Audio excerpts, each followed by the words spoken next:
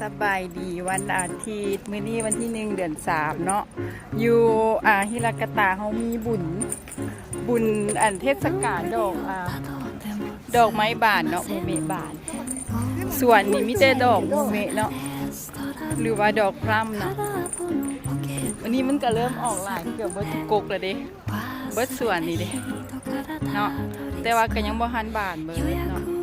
บางส่วนก็ล้นเบิดแล้วเนาะก็เจ้าจะเฮ็ดบุญเนาะมาอยู่พี่4 ปีหาก็ได้มา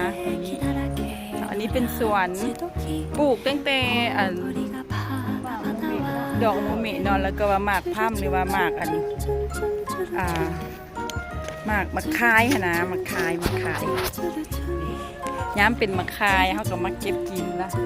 เดี๋ยวนี้มันเป็นดอกงามสีบัวเนาะสีบัวเนสีขาวแดงแล้วก็เพราะว่าอยู่ฮิรากาตะนี่หาก็ฮู้ว่ามันมีสวนตัวนี้เนาะมันใกล้กับวัดนำงามนี่ตะกกอันมะคายอยู่นี่นะเขาจะปลูกนี่นะในตัวนี้สีขาวเนาะตัวนี้สีขาวแล้วก็อยู่ข้างๆนี่เนาะยางขึ้นไปเทิงหันกระแมนเลยขึ้นไปวัดเนาะขึ้นไปวัดก็จะมีบุญนี่เขาก็เนาะเดี๋ยวมีป้ายแล้วก็มาไหว้มาขอพรเนาะอยู่วัดอยู่เทิงนี่เนาะ